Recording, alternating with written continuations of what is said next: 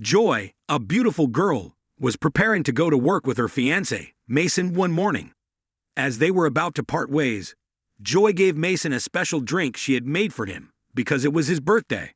Although the taste was not good, Mason forced himself to accept it out of respect for Joy. Meanwhile, Jack and his co-workers were watching a basketball match when their boss suddenly showed up. Upon seeing their boss, they quickly returned to their work. However, the boss, who was already fed up with Jack's behavior, immediately fired him.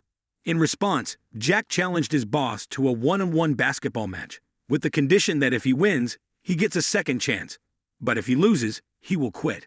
The match took place at a basketball alley in town, with Jack initially winning, but eventually losing to his boss. It was later revealed that Jack's boss was actually his father, who found it difficult to fire his own son, but felt it was necessary to maintain professionalism at work.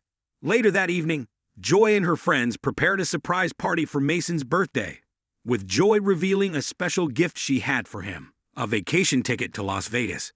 However, when Mason arrived, he suddenly broke up with Joy without any clear reason, leaving her saddened. Upon hearing the news, Joy was shocked. Realizing that the surprise was ruined, her friends decided to come out of hiding to comfort her. To lift Joy's spirits, Tipper took her to a bar where she could vent her sadness and anger. Despite her anger, Joy refused to throw away the expensive engagement ring that Mason had given her and continued to wear it. As Tipper suggested they use the Las Vegas ticket, Joy decided to take the trip. Meanwhile, Jack confided in his friend Hader about his recent firing by his own father and expressed his desire to go on vacation. Similar to Joy's situation, Hader also suggested they go to Las Vegas to have some fun. The next day, both pairs arrive in Las Vegas. Joy with Tipper and Jack with Hader. After spending time exploring Las Vegas, Joy and Tipper returned to their hotel room for some rest, while Jack and Hader went to their own room. However, Hader was surprised to find Joy and Tipper in the bathroom when he wanted to use it. After the initial shock passed, Joy complained to the receptionist about the mix-up and requested a different room. The receptionist acknowledged the mistake and offered Joy the most luxurious room in the hotel, the penthouse. As an apology to Jack, the receptionist also gave him access to the hotel's VIP facilities. The four of them then went around town in a limousine, enjoying the VIP treatment. While hanging out at the cafe, Jack confided in Joy about his reason for being in Las Vegas. He had been fired by his father and wanted to relieve some stress. Joy simply smiled and shared that she was there because she had just been dumped by her fiancé. They both agreed to have fun and forget their life problems. The next morning, Joy woke up to find a ring on her finger and a message from Jack on the mirror, referring to her as his wife. She remembered getting drunk and marrying Jack the night before. Meanwhile, Jack told Hader about their unexpected marriage, admitting that he didn't know how it had happened. As Joy and Tipper approached, an awkward moment ensued. Joy headed straight for the casino machine when she saw Jack, who tried to explain that their marriage was a mistake and that he would annul it. However, their emotions escalated into an argument, with Joy becoming fed up with Jack's pride and even giving him a penny to mock him. Before leaving, Jack used the coin to bet on the casino machine, hitting the jackpot worth $3 million. Amidst the excitement, Joy returned and claimed that the jackpot belonged to her since the coin was hers, while Jack argued that his luck had won him the money. Joy declared that since they were both married, Jack's money was hers as well. However, not wanting to give the money to her, they decided to settle the matter in court the following day. During the trial, the judge was perplexed by the reasons for their divorce, as they had only been married for a day. The judge confiscated the $3 million and ordered them to live as husband and wife for 6 months, with counseling guidance. If one of them gave up and asked for a divorce before the probationary period ended, the judge would automatically give the prize money to the divorcee. As a result of the judge's decision, Joy was forced to live with Jack in his apartment. On their first night, Joy wanted to sleep on the bed, but Jack's mattress smelled bad, so she spent the night cleaning it instead of sleeping.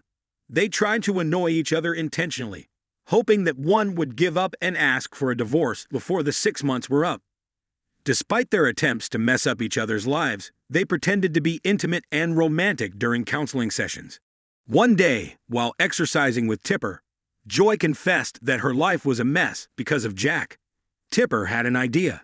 Tipper suggested that Joy framed Jack to make him appear to be a bad husband in front of the judge and counselor. in order to win the trial and claim the money. Meanwhile, Hader gave Jack the same advice. Their new plan began the next day, with Jack putting stimulants in Joy's drink to get her fired from her job. However, Joy's enthusiasm at work increased, and her colleagues and boss were impressed. That night, two women came to Jack's apartment, claiming their own apartment door was broken, and they needed a place to stay. Jack allowed them to enter and called Hader to tell him about the situation. Hader suspected Joy was trying to frame Jack and ordered him to kick the women out. Realizing Joy was trying to frame him, Jack came up with a plan. He invited all his friends over for a party in his apartment and argued with Joy in the bathroom when she returned home and saw all the people there. Jack attempted to provoke Joy by suggesting that she still loved Mason and should reconcile with him instead of fighting for the $3 million. Irritated, Joy firmly denied his claim and asserted that she would never get back together with Mason. The competition between Jack and Joy persisted. One day, Jack pretended to be the consultant's assistant and told Joy that the counseling schedule had been delayed until Friday, causing her to relax for the afternoon. However, Joy grew suspicious and called the consultant to confirm the actual schedule. They raced to the counseling center and arrived on time. A few days later, Jack was surprised to find his parents having dinner and chatting with Joy in his apartment. Joy had invited them herself. Joy quickly bonded with Jack's parents, which prompted Jack to take her outside for a private conversation. Joy confessed that she had invited Jack's parents over in order to win them over and have their support during the trial. Jack pleaded with her not to involve his parents, and Joy eventually relented out of pity. During dinner, Joy charmed Jack's parents and even convinced her father-in-law to rehire Jack. However, the next day, while Joy was at work, Jack searched through her belongings in an attempt to find her weakness and take revenge for the previous night's events. He stumbled upon a ring from Joy's ex-fiancé and decided to return it to him that night.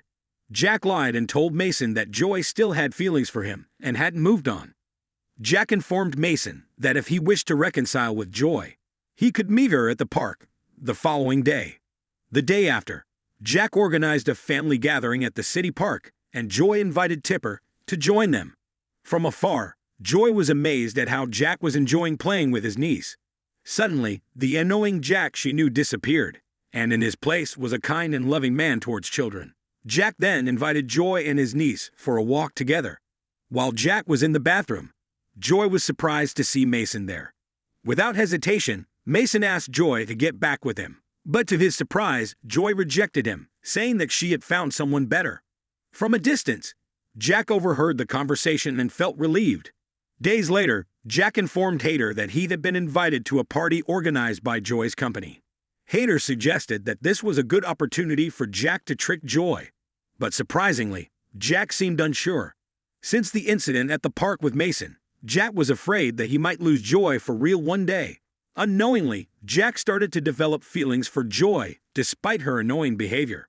Hader reminded Jack that their goal from the beginning was to get the $3 million jackpot money, so Jack needed to stay focused. Finally, Jack decided to proceed with the plan. The next day at the party, Jack made friends with everyone, including Joy's boss, according to the plan. During the party, Joy changed her outfit to a stunning dress, and Jack was captivated by her beauty, causing his plan to trick her to disappear. At the end of the party, everyone gathered to hear the announcement of the king of the party from Joy's boss. Jack received a trophy as the party king and was required to give a speech before leaving the stage. He expressed his gratitude to everyone for selecting him and unexpectedly showed his love for Joy by sharing their beautiful memories together.